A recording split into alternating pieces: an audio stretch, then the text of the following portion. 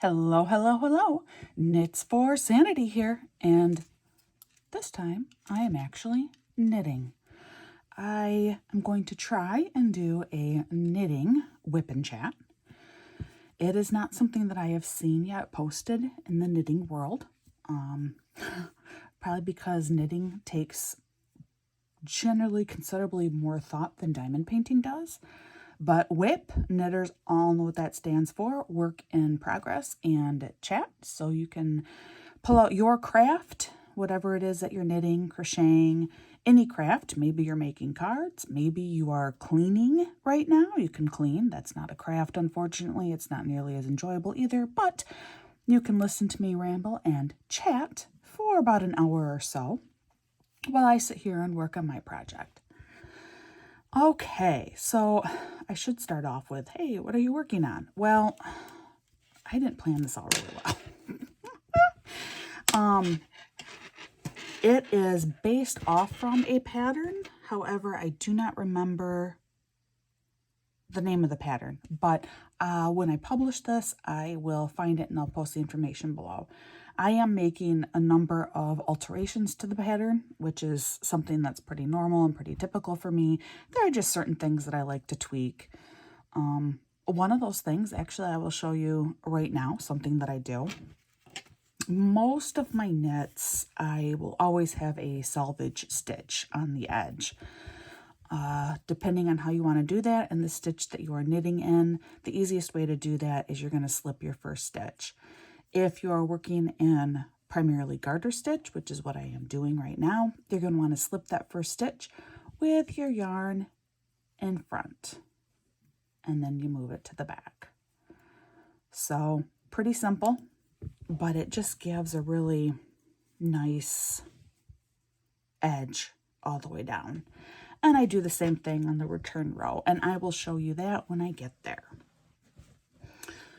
All right, so what made me decide to want to do a knitting WIP chat? You may be wondering. Well, it's actually because I started diamond painting a few weeks ago, and I noticed, looking around on YouTube, where I was just actually trying to find more information about diamond painting, that there were these videos that were popping up that were called WIP chats. And I'm like, wait a minute, what is this? And so I started watching and I went, this is actually really cool. I can work on whatever it is that I'm doing and I can listen to somebody just talk at me for an hour. And it was kind of nice. And I thought, I want to do this too. This would be excellent, excellent therapy. So I talk a little bit more about that in my first diamond painting WIP chat. So if you'd like to return to that and perhaps start there, you may, but you certainly don't have to. I go a little bit more into the history of why I decided this may be good therapy for me as well. And so that is why I'm doing this. I am Knits for Sanity. I do have a few published patterns. Some people have been starting to ask me lately, hey, we've seen that you've created all these patterns on your Instagram, but why haven't you published them yet? The short answer is because pattern writing is hard. I both enjoy it and hate it, but it's hard. The longer answer to that is because I am struggling to find a program I like for charted patterns. The one I'm using right now, and I don't want to name it because I don't want to draw any kind of criticism against the program, because actually the program is just fine. But the program I'm using now, it's not giving me the stitch options I need. And in my most recent patterns, I do a couple of different things that require, it's a different type of stitch. And the program that I have been using and have been trying to make it work, there's no good way to be able to come up with your own stitch symbols within the program. And so I'm feeling a little bit frustrated and at a loss as to what to do.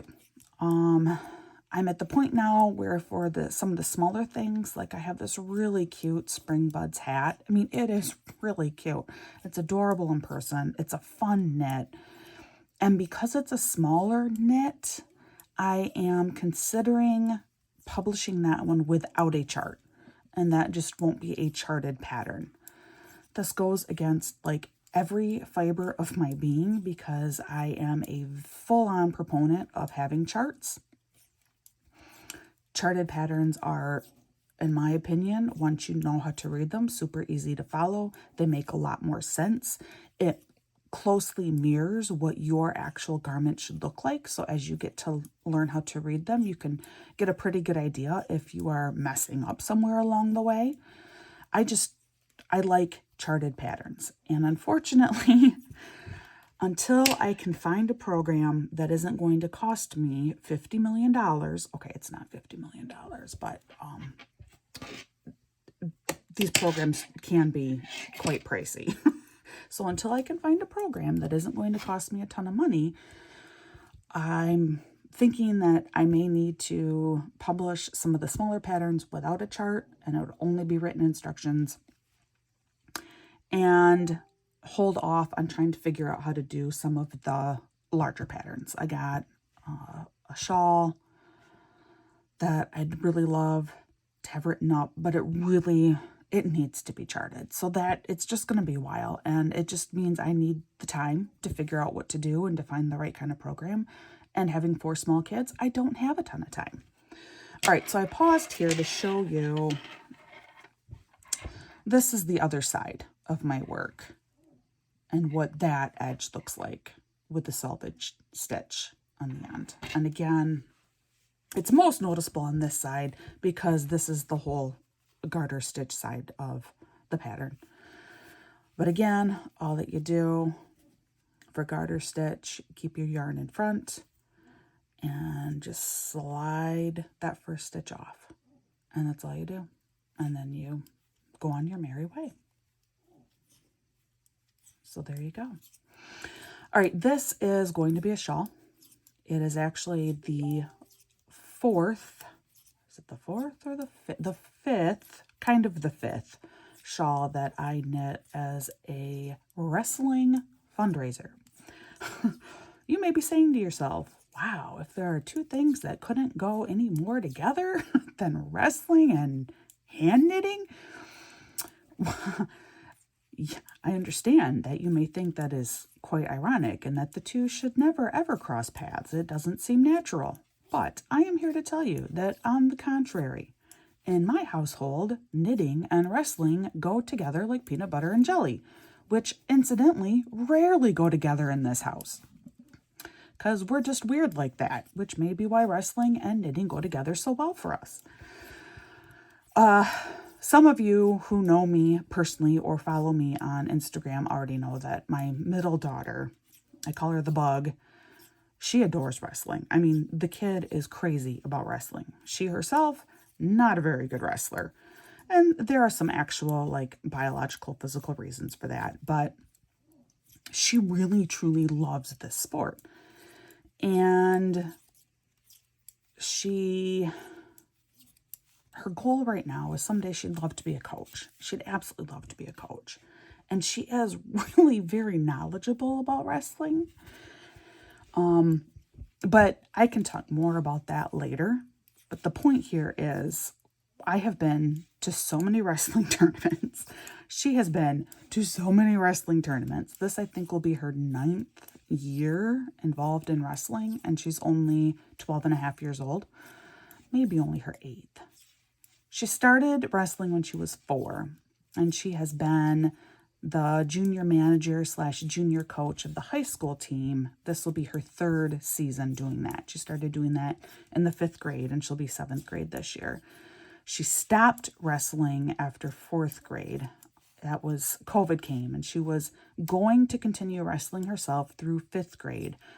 But because of COVID, that cut her own personal wrestling career, if you will, short.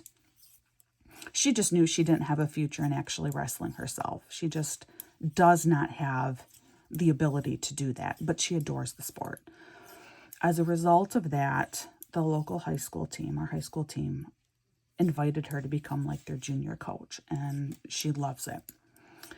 But quite often, what goes along with her to wrestling practices, to wrestling tournaments, is her own knitting and crochet project. What often goes along with me is my own knitting and crochet projects. If you've never been to one of these wrestling tournaments, you may not realize that sometimes these things last all day. And when I mean all day, I mean all day. We had one tournament last year. Veda and I had to leave the house by 5 o'clock in the morning. We got back 10 o'clock at night. It was a little distance away, about 2 3/4 hours away from our house. But still, that gives you an idea for just how long these wrestling tournaments can last. And anyway, that is why wrestling and knitting go together hand in hand in our household. I need a little drink there of my AHA sparkling water. This is the lime and watermelon variety. I actually really like it. I just finished another one. I think it was blueberry and lemon, maybe. That was really good too. So anyway, this shawl, see, this is what happens when you try and knit and chat at the same time and there's no one that I'm actually talking to. You just kind of really go off on these tangents. But this shawl is being knit for somebody who paid for me to knit this shawl, and then all profit went towards sending the wrestlers to a camp this past summer. The camp happened in June. The fundraiser happened at the very end of May, and I am just now finally getting done with the final shawl. The last person who paid to help send some wrestlers to wrestling camp is going to get her shawl in just a couple more weeks. Why did I do this? 1, 2, 3. Wait a minute. Hold on. I have to count. See? 1, 2, 3, 4, 5. Okay, here we go. Why did I do this? Well, because my daughter asked me to. Because we do not have a lot of money on our own. And I really like to support the stuff that my kids are into. And also because I absolutely love this wrestling team. I adore these kids. They're a good bunch. You know, wrestlers, I think, quite often get a bad rap. And honestly, I had zero interest in wrestling myself. I had no interest in the sport. I had no interest in ever getting to know about the sport until my daughter got into the sport. And then I realized that I really enjoy watching wrestling.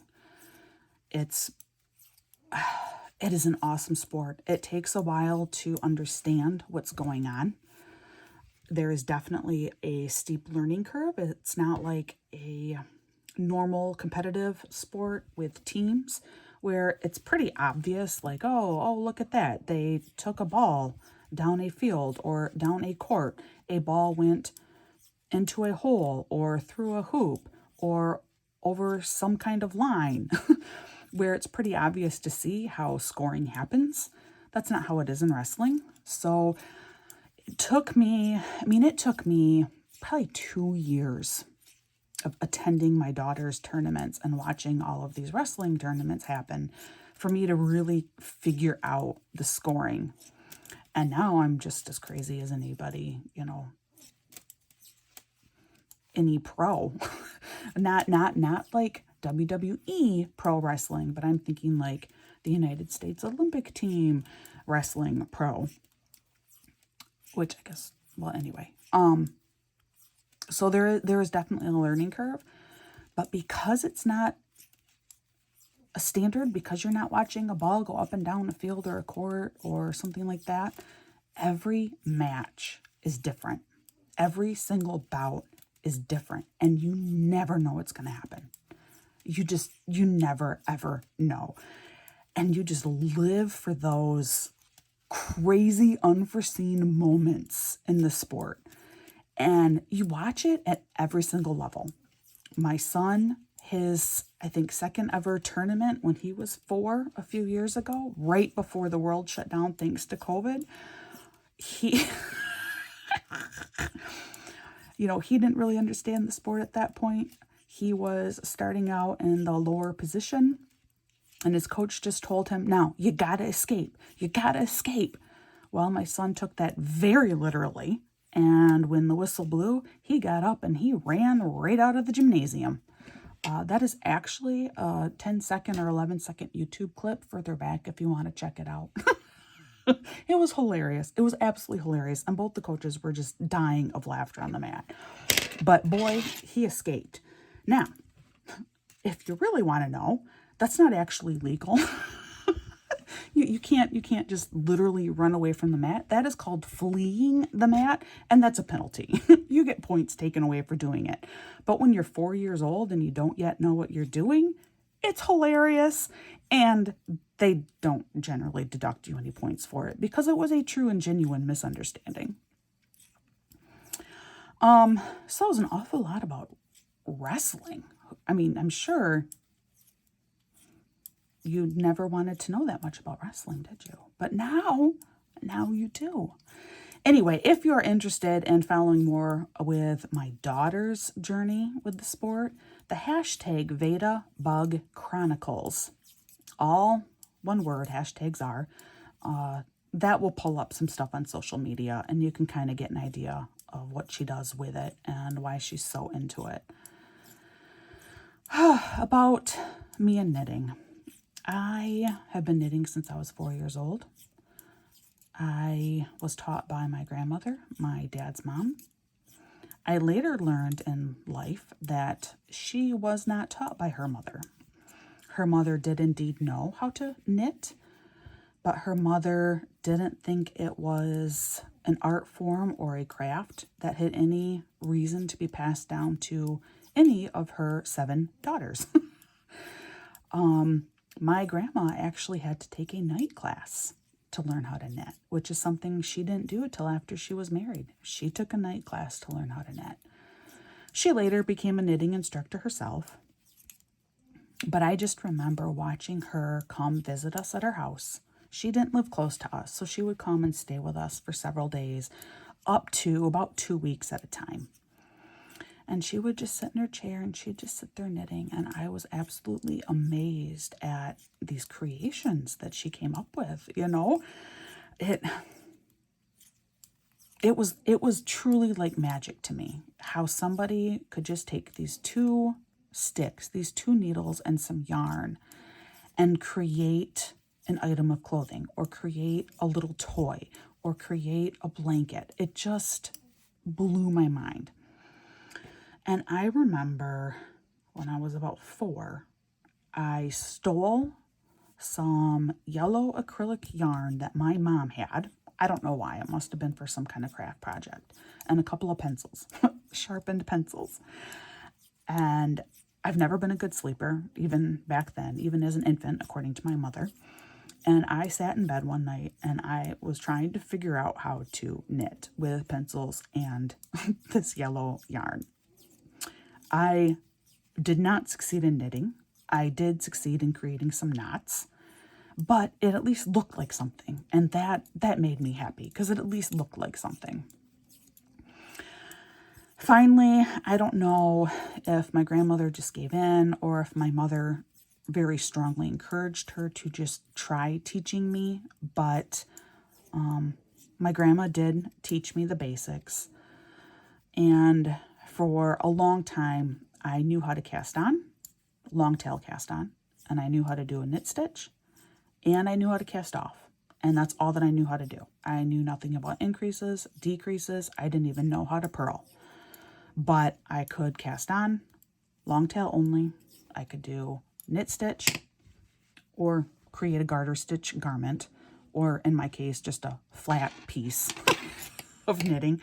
So a scarf, washcloth, blanket for a doll, and I could cast off. And that was the beginning. I came back to it on and off while I was a kid. I started to really come back to it when I was college age. And that's when I finally took the time. By then, my grandma had passed away. But that was when I started to really take the time to learn how to do your basic increases and decreases. My grandma did, however, finally teach me to purl sometime later on. I don't even remember when it was, but my grandma did teach me how to purl. But it wasn't learning how to do increases and decreases and that kind of stuff really until college, late college, I think. And I knit again on and off, college, shortly after getting married. Even taught my husband early in our marriage. He actually proved to be a natural with it. Like really, really good. And it really is kind of frustrating and very depressing and sad that he got, maybe 6 inches into a scarf and then he quit, because one of the best first-time knitters that I have ever taught is my own husband, and he doesn't want to do it. Total waste of talent, I tell you what. Anyway, it was really after my first daughter was born, when life was very difficult. We had just recently moved to the middle of nowhere. I knew nobody. My daughter was a difficult baby. I talk about that a little bit in my first WIP Chat. That is when I really turned to knitting. And what helped a lot with that was I found the blog. It was a blog at the time of Susan B. Anderson. And she had Itty Bitty Hats, I think Itty Bitty Nursery out at that time, were her 2 publications back then. And then shortly after, I think Itty Bitty Toys came out. That is when I actually went and met her. By then I was pregnant with my second daughter. But she was at a book signing in a city near us, and so I went to that and I met her. And I made an appearance on her blog way back then. That was only about 13 years ago. But she just had a very fun and engaging blog. She had 4 kids at the time that she was raising. I really looked up to her. I really thought her patterns were adorable. And she really helped re-spark that interest in knitting. And it's just been knitting ever since. 1, 2, 3, 4, 5, 6, 7. Oh, one too many here.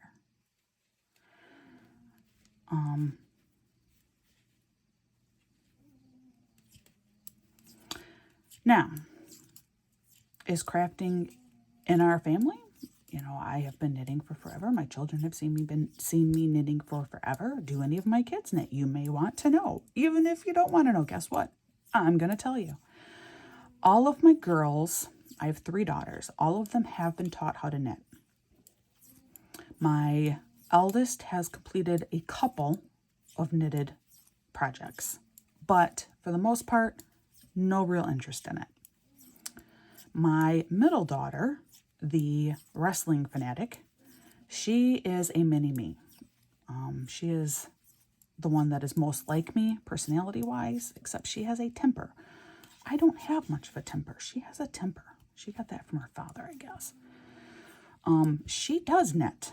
She has also taught herself how to crochet, and she's actually really good at it. She's better at crochet than I am. Just today, she came out and gave me this pumpkin. She's like, look what I made. And it's this adorable little pumpkin that she crocheted up. It's cute as the dickens. Later today, she came out with another adorable little pumpkin. Or a gourd. I don't want to know that the second one's a really deep purple. So I guess gourds. She has these cute gourds that she's making. They're very cute. They were both different shapes. She's also been known to make candles. She's been getting into that lately, candle making. I have never made a candle in my entire life.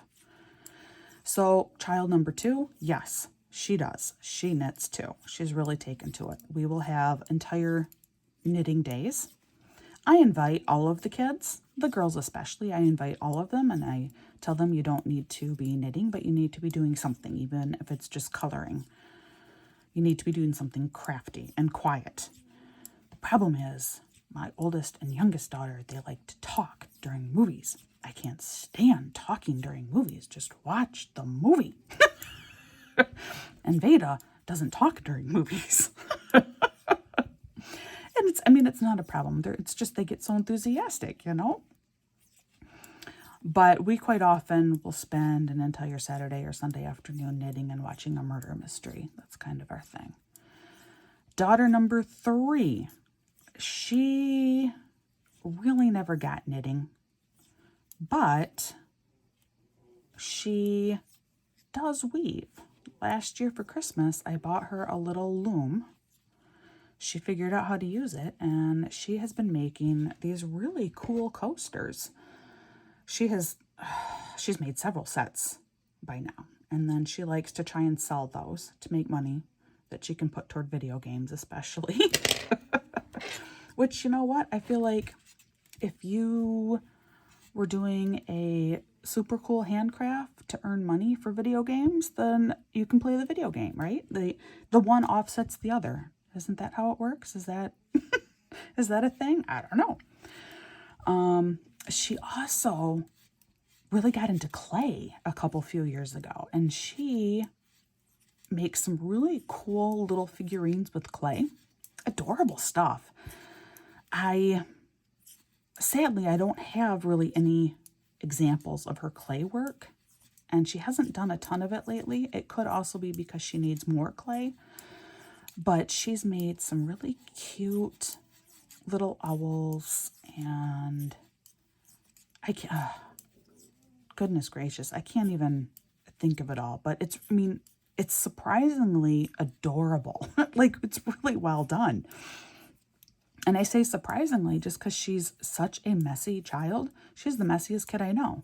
Brilliant. She's like really, truly brilliant, but messy, that I would not ever expect for something like clay, that is already a very messy substance, for her to create these actually very well done and defined little figures. But she does. It's amazing. I will have to ask her, and at some point I'll do a show and tell with some of this stuff. All right. And then my son. He's going to be in first grade on Tuesday. He desperately wants to do crafts. Desperately. His fine motor skills are not amazing. His patience is not wonderful. But boy, he wants to do what Mama does. And it's so stinking sweet. So this past summer, I finally taught him just basic single finger knitting, which, if you don't know what it is, really you're making a crochet chain just using your fingers. He went to town with that, let me tell you. Ropes as long as the couch, because, you know, when you're a little boy, that's especially, but any small child actually, you know, how long can I make this thing? Mom, it's taller than Daddy. All kinds of pride there. Because I've recently started diamond painting, he has recently started diamond painting. Well, actually, he begged and pleaded with me to be able to start diamond painting, which then meant that I had to go online and find a suitable diamond painting kit selection for him. So he has been doing that lately. And he's still so young. I don't know what his niche will be. I don't know where he'll fall in, but I suspect he'll do something quite crafty. He'll find his own thing one day. Now, I sort of skipped over my eldest daughter, and there's a reason for that. Out of all of us, I mean, I don't know how to, I mean, my kids are all really, really talented, but when it comes to like actual art skill, my oldest is amazing. She draws, and she does like pencil and marker drawing, as well as computer drawing and some animating. And guys, she's good. I mean, she is good. And she also is so dedicated. She will spend hours of her day practicing, just drawing sketches. We have published a few of her drawings into cards. She actually has two more that she wants to have published into cards, and then we try and sell them. I have to figure out how to set up some kind of a shop. I mean, obviously there's Etsy, but there's just been some current stuff lately with Etsy that makes me think I don't really know that I want to support them. There's got to be a different way that I can sell our family items. Because obviously that's what it will come to. I mean, Evie is going to want to sell her coasters, and Veda's going to want to sell her whatever it is that she's made. And Sylvia does have these cards. And I managed to sell several of them for her through just, independent private ways, just posting on Facebook or whatever. Hey, Sylvia just designed this card. Who would like to buy a set? But she is really very, very talented, and I am so tickled and so proud. I cannot draw anywhere near like what she can, and I have not been able to for years and years and years. And some of her work, now that I'm into diamond painting, some of her stuff, it would honestly make gorgeous diamond paintings. It would just be, so good. Some of her art is just like naturally in line to be a diamond painting. So that's something else that I would love to be able to pursue and figure out, how can we do that? How can you become an artist and be recognized as an artist and then license your paintings or your drawings to a diamond art company? I don't know, but I think that's something that she could definitely do, and it would be good stuff. I'll have to find samples for that of some of her things too, and I'll have to do one big show and tell sometime, and you can see what my kids do.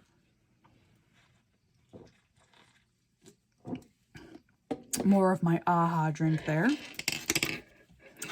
So those are my children and their crafting abilities. My husband doesn't really craft. He's tried different things. He's tried doing some stone cutting, stained glass way, way back in the dark ages. No, meaning like pre-children. That was BC. Before children, he had tried stained glass, but that was a very temporary endeavor. Basket weaving. He's tried his hand at some basket weaving. Nothing's ever really stuck. The one thing that he does do and he does enjoy is gardening. He does seem to really like gardening. He also kind of goes back to baking. For a while, he was baking all kinds of different breads. That was probably my favorite crafting phase of his, was the bread baking. He made good bread. It was a mess. Oh, it left my kitchen just a disaster zone. Actually, that's part of the reason why I think he took over cooking. Come to think of it.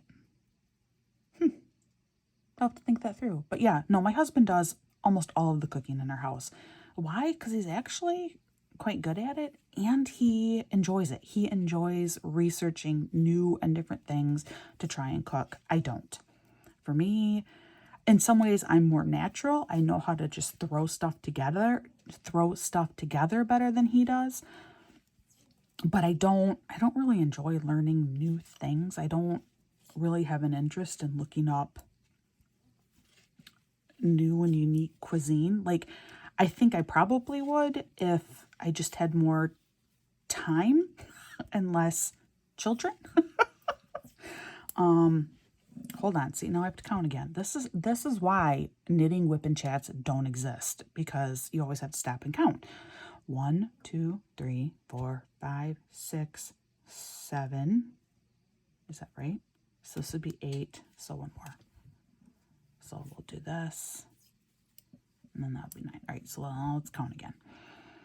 1, 2, 3, 4, 5, 6, 7, 8, 9. Yes, there we go. Okay. Versus like when you're with a whole group, like a knitting group, then you can just exclude yourself from the conversation for 2 minutes while you count. But when you're running a WIP chat, that's much harder to do. Why? Because I am the entertainment. It's all me. And I'm even not that entertaining, even when I am talking and I'm not having to stop and count. But my husband, gardening. He does like to garden a lot. And like I said, he tends to return to cooking and baking. And he'll go through different phases of making stuff like that. So I guess, all in all, we're a pretty crafty family. My oldest, for a while, she was sewing. And she got a sewing machine. She learned how to use it. She was doing really good stuff with that. But drawing is what really overtook her. She just really, really loves drawing. All right. Some of you have children or grandchildren, or maybe are a child, and you've already started school. Others of you are still waiting for kids to return to school. My children go back Tuesday. And I always get a little bit worked up about it. I like having my kids home with me. I enjoy the slower days of summer. A part of me just does get a little bit sad when the kids go off to school again. Some of it is melancholy, realizing how much time has passed. This year, all 3 of my girls are middle school, which is grades 6, 7, 8. My son is first grade. And it's just feeling like, hokey Pete, how has this happened? How are my children this old? Some of it is not wanting to deal with the stresses that come with school, the schedules, the super early mornings. I am so totally against when our middle school and high school start time is. I think it is an atrocity.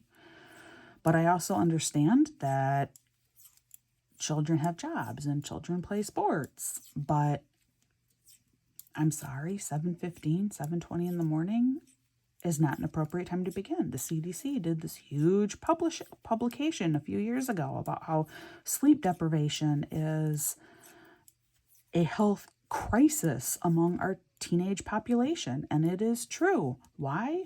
Because teens naturally don't fall asleep until later at night, but then we expect them to be up by 5 o'clock in the morning so they can go to school the next day.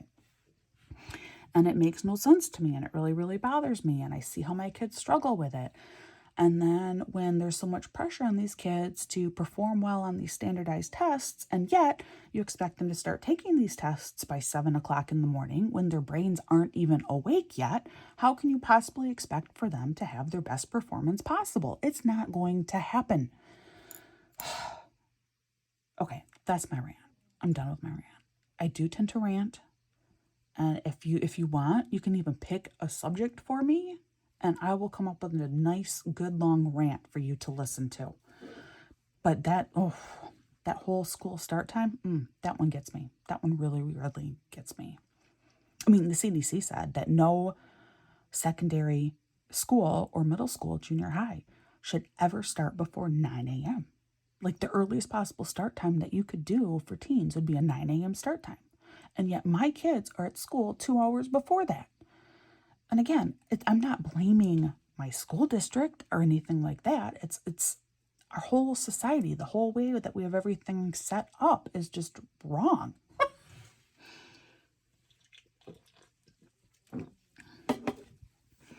So some of it is dealing with that, dealing with those really early mornings again.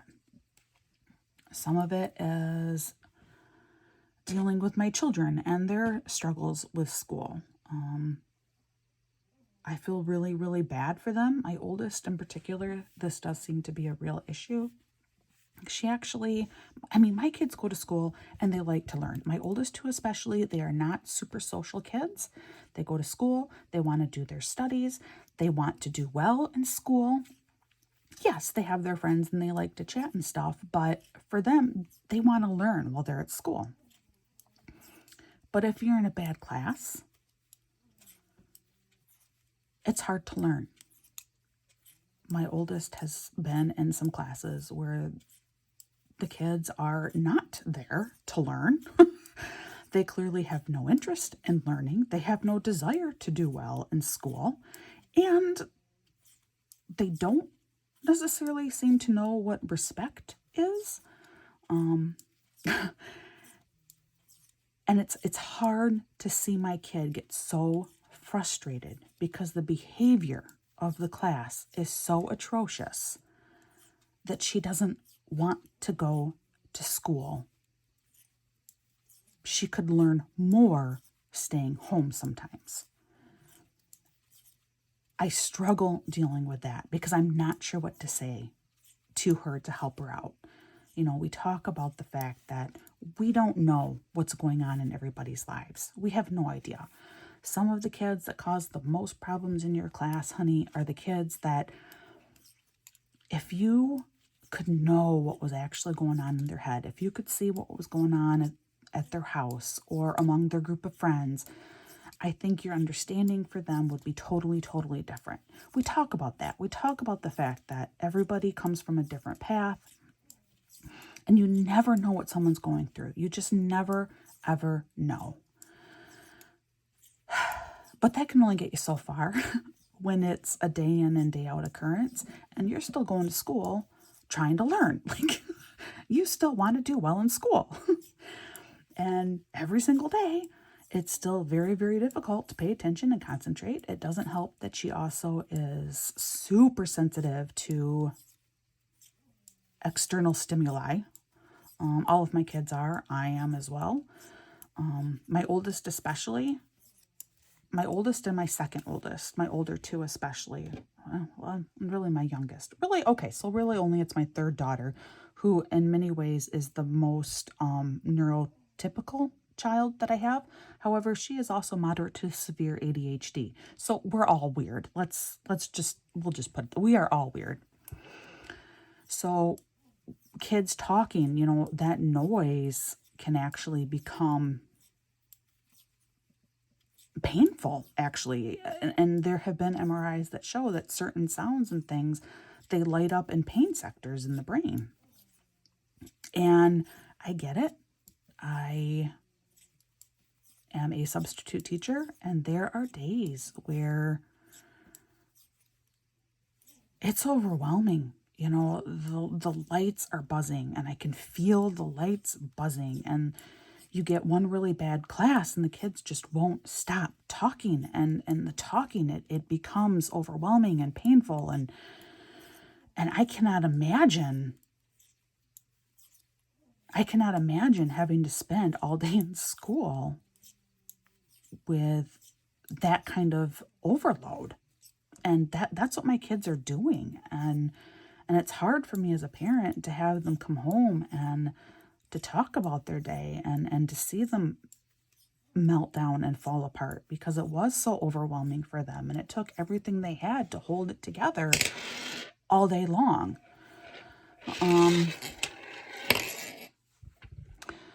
So that definitely comes into play. That's hard for me. We have homeschooled in the past for various reasons, but ultimately, I believe in public education. I want our public schools to work. I want our public schools to improve. And that's where we're at, is they really need a lot of improvement. But I am a huge supporter of public education, and I wish more people were. I wish more people saw the advantage for everybody to pour money into education, knowing our children are the future. Our children and what they learn now, both academically, socially, emotionally, culturally, what they learn now will determine how successful not only they are in the future, but our society will be in the future. What kind of breakthroughs we can have, what kind of peace negotiations, what kind of technology we can create, what kind of lifestyle assistance, betterment of life can be developed is all based on what we're doing with our kids now. And I struggle to understand why some people just really don't seem to get it. I understand if you live in a city with multiple school options, and if you're privileged enough to send your kid to a private school, that's great. But we live in the middle of nowhere. We have the public school, and that's it. Or you can homeschool, which, like I said, we have done. And I'm also a huge proponent of homeschooling, too. That's another topic, kind of, sort of. I mean, not really. And that's another one, too, that really, this homeschool versus public school debate really irks me as well, because there is a time and a place for being homeschooled and for homeschooling. And I am fully supportive of that. But I don't understand how, when you live nowhere and the only option for your kids is the public school, why people are so resistant to put any kind of money into their public school, when that public school is often a hub for the community. I don't get it. But to each their own. I just know that I love kids. I want to see kids succeed. I want to see kids reach their full potential. And the only way that's going to happen is if the whole community is involved. Yes, it does start in the home. No doubt about it. But I can tell you, there are so many kids, their home is not okay. Their only chance of stability is at school. And that is sad, but it is the truth. So there, that was another rant. Apparently, when I get to knitting, I get very philosophical. I don't know what to tell you. I need another drink, though.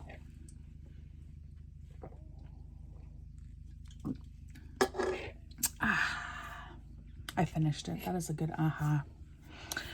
All right, so I think I'm probably going to about wrap this up now. I have enlightened you wholly on my views about public education, funding public education, about start times for school. But see, it's all because school starts Tuesday, and I'm really kind of worked up about it. So I just need to, ramble about school. I introduced my kids a little bit, at least in regards to their crafting abilities. And if you are interested in having a show and tell, I would be more than happy to provide that for you. I think my kids would be as well. I think they would love me to show off some of their stuff. Some of it you have seen if you follow me on Instagram.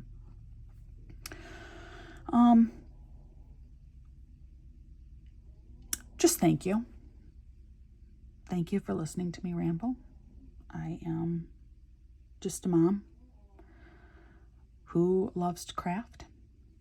Anyway, if you enjoyed my random ramblings, please, because now I have to sound like a real YouTuber, like and subscribe to my channel. There you go. I sounded like a real YouTuber. Thank you for joining me in my first knitting WIP Chat, and I will hopefully do this again sometime.